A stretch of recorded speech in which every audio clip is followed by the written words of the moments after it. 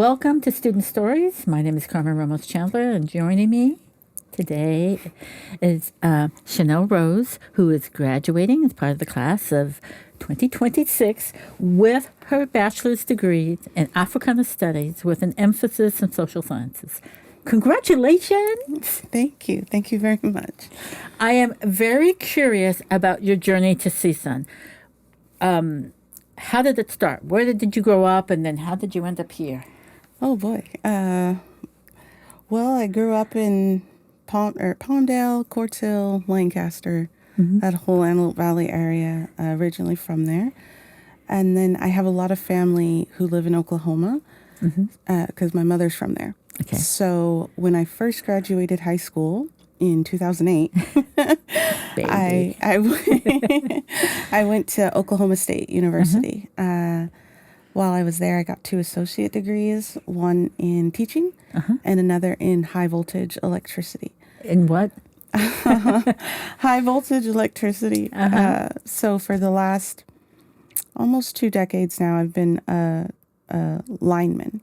So I've worked on power lines and built power line structures from transmission towers to distribution, like the wooden poles, things. Let me back up a little bit. I graduated from OSU and I was going to be a teacher. And then I saw people in this high voltage program and what they did looked really cool and fun and different. And so I asked one of the guys, hey, how do I get into this? This actually looks cool. And it's funny, they laughed at me and said, you can't do this because you're a girl and you're a girly girl. Like, this is for men and you're not, you wouldn't make it. So I became the first one to do it. And I graduated there with that high voltage degree and then came back to California and started working again. And then eventually got hired on with the City of LA Department of Water and Power. So I was working there. And then in around 2018, I decided I wanted to change again. So I I transferred to the City of Los Angeles's traffic signal systems. So since 2018, that's what I've been doing as an electrician. I work on all the red, yellow, green traffic lights. So I'm the one that goes up there and fixes it when they flash red and things. Interestingly enough, I realized about 2 years ago that all this work I'm doing wasn't really my passion. And I thought, I think I'm really only doing this because some guy laughed and told me I couldn't. And I really want to do something that feeds my spirit and makes me feel like I'm more in line with my purpose on this planet. And so I decided to go back to school, change my career, and become an attorney. So step 1, I had to get a bachelor's degree.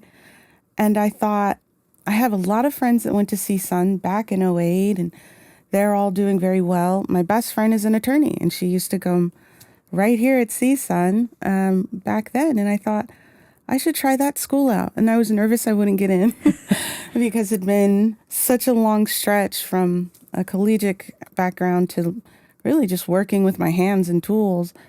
And I was so excited when I got the letter that I've been accepted. And I realized then and there that, oh my goodness, I've always wanted to do this. I don't know why I took so long to change that path. So I came here to CSUN. I started as a psychology major. And my first semester, I ended up taking a few Africana Studies courses.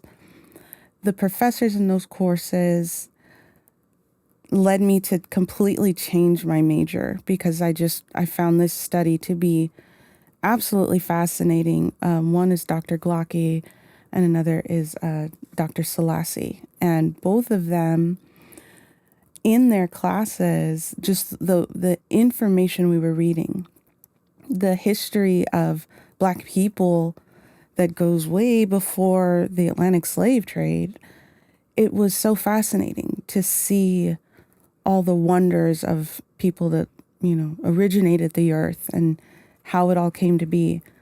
So I decided to change my major, and I knew that having a major in this to then go on to law school will only better help me, one, help my community, but have a deeper understanding of what these systems look like in our world and how we can navigate them. I'm going to take it back. You became a line person. Sure, I just say lineman. It's fine. I know I'm...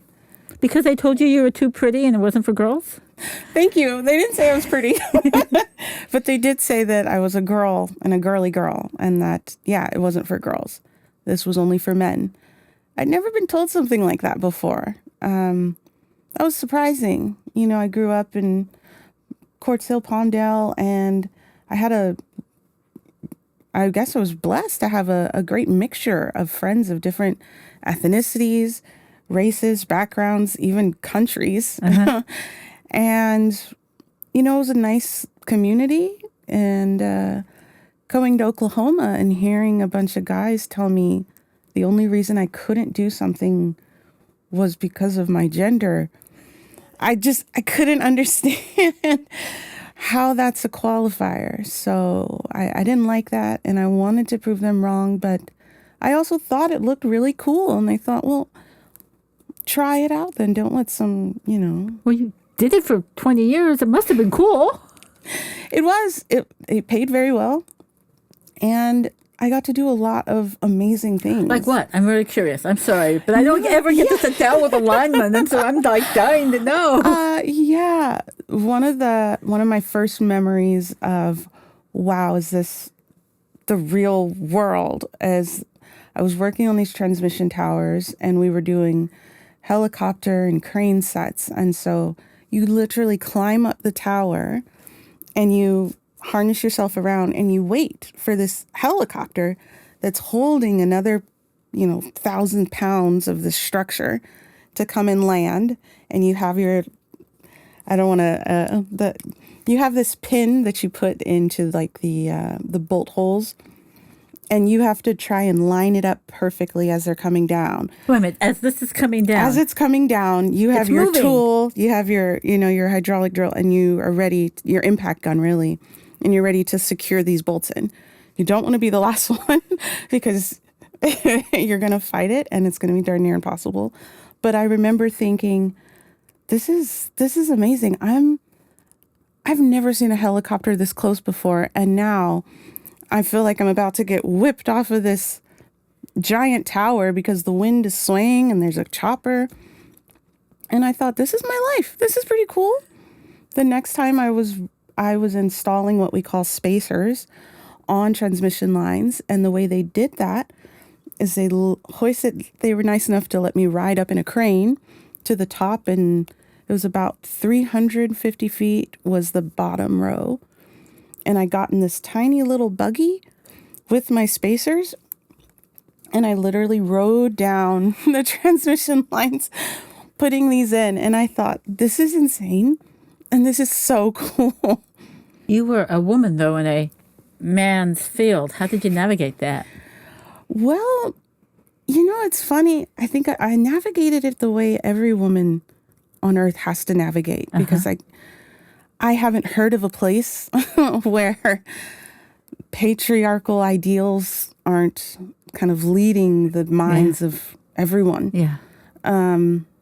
So in a place where it really is kind of considered only for men, definitely had a lot of challenges.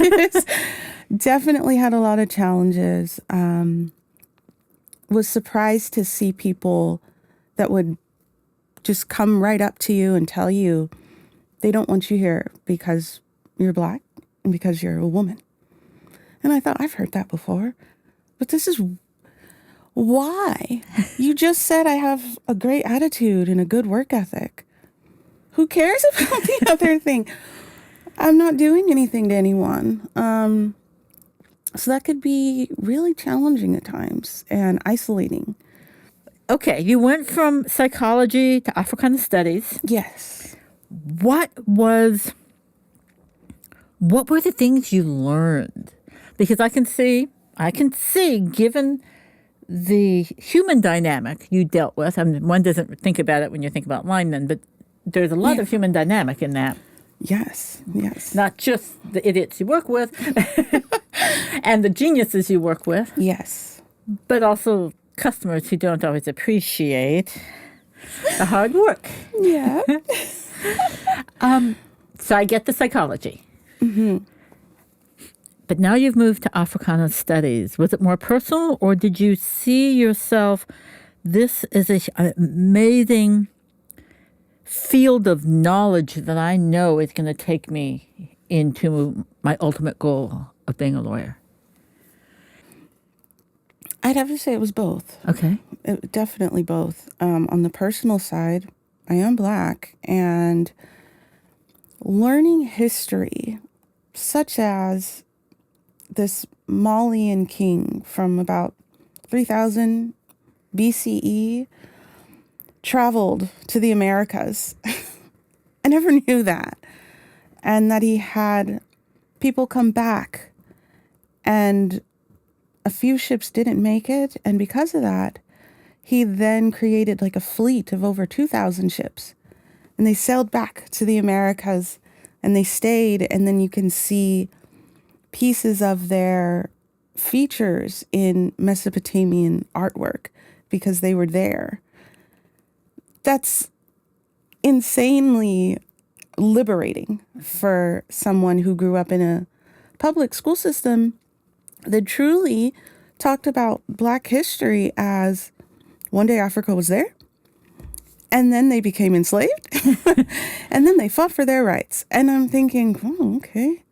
So it was amazing to learn that, no, there's a rich history behind all of that, before all of that, reasons for it. And it was deeply satisfying to get to read stories and learn about people who look like me that I can really kind of relate to. And the way these professors explain things, it feels like you're just listening to a story instead of, at this date and this time, this happened next. It's like, so of course he was upset, because if you guys remember back in 200 years ago, they were still upset. It was beautiful. So that was the personal side.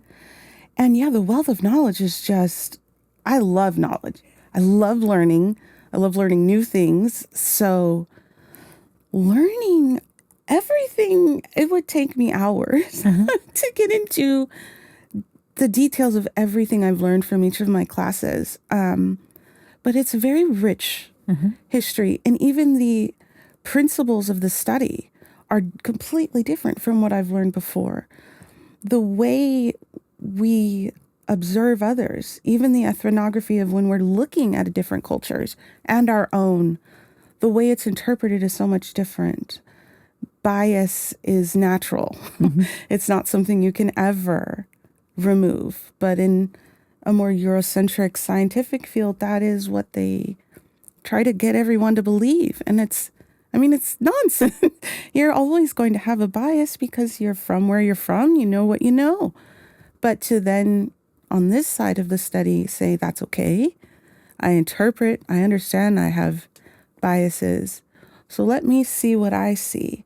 And what I write and record isn't necessarily what they're doing, but it's how I'm interpreting it. I just think that's so beautiful. I see your passion for your major. Yes. It's contagious. Now I want to study Africana studies. Do it. I'm like constantly. What would you tell a young person who is confronted with, you can't do that. You're Black, you're brown, you're Asian, and you're a woman? I want to say what is the truth about it, but I don't know how effective they'll be at believing it. But now if I hear someone say something like that, tell a person they can't for any reason, just know that they're not even talking about you. That's them. They can't picture it. They can't see it. And you're not responsible for their thoughts. It's okay. They are allowed to think whatever limiting belief they want to think. And you don't have to prove them wrong. And you don't have to prove their ideas wrong. The only thing you need to prove is to yourself who you are and what you want to do And if it's helping others, you're on the right track. Okay, 10 years from now, what are you doing? Ooh, 10 years from now, I definitely want to be well practiced in law. If I go the criminal route, I'd like to see what judgeship looks like. Running, that would be interesting. Other law practices, I hope by then, after 10 years, that I am very well versed. I know I won't know everything, but I hope that I carry the confidence in me that I have now with my appeal. I carry it then in 10 years as well. And that I am a strong advocate for whoever needs me, and that I'm utilized and appreciated for my contributions, and for that alone. Don't worry about any of the other things. Those will be there. But what I've done, able to do for you, able to do for others, that's what I see in 10 years. Married to this man. His name is Kenneth, and I'm in love with him. And he's been supportive, I take it. He has been my biggest fan, biggest cheerleader, biggest advocate. Oh my gosh. I'm not sure I would even have Con here had it not been for his encouragement. Because I said I wasn't sure if I could go back to school. I don't know. And he went, "What are you talking about? You're one of the smartest people I know." I went, "Me?" Because he's really smart. He's been my best friend since the day we met, and we just laugh so much together. We laugh every day. We're silly. But he is so encouraging and always believing in me, advocating for me. When I told him I got nominated, he goes, "Well, of course you did." Why aren't you more excited? He's like, "I already knew I knew that would happen." And I'm like, "Okay, I want to see me the way you see me." Because the way you see me is pretty cool. So I'd be married to him, hopefully children, living in a nice little house. I side with your boyfriend. How do you see yourself leaving a mark on your community, on society in your own way? Oh boy, a mark that feels so. What do you hope to accomplish besides being a good partner and a good parent? I hope that my time on this planet helps other people know themselves and like what they know. If I could do anything, it would be for people to feel safe around me, to feel joy around me. And then in their lives, I hope that I can touch people on a more spiritual, healing sort of way where you just feel a bit better. That's what I want to do, truly. That is what I believe my true purpose is. And practicing law just seems like an excellent way to help people feel safe, to help people be okay, and to see that there's advocates out there for you and you're not alone. And I want to do that. Yeah, that's what I'd like to do most, is if people feel like, well, you know what? You can call Shanelle, because she may not be able to give you the answers, but you'll definitely feel a lot better after you talk to her. That's what I'd really love. And for people to really know who they are, because it took me a long time to know who I was. And if you don't know who you are, it's hard and scary in this world because you'll listen to everybody. But once you know yourself, everything else is just an opinion. And it can be accepted or not accepted, but it's okay. That's what I want most. Do you think your time at CSUN helped you figure out who you are? Yeah. Well, yeah, but not. Not defining it, but helping you shape it. Yes, because I really didn't know I had these strengths. I didn't know I could have the impact that I've, as minor as it, be in the global, spectrum. I've made an impact on folks, and it's been 2 years. I don't think you can think that's something that's a trait of yours unless that happens, unless you just have a huge ego. So yes, CSUN has helped me to develop as the woman I am now, with more knowledge behind me, with more avenues of connectivity and excitement. I mean, I feel like this school kind of nurtures you no matter what part, what age you are in life. They'll help you get to those next goals. Yeah, really. Shanelle, you were amazing. I mean, just super amazing. It's an honor to meet you. Congratulations on your commencement. And then thank all of you for joining us. Shanelle shared her story.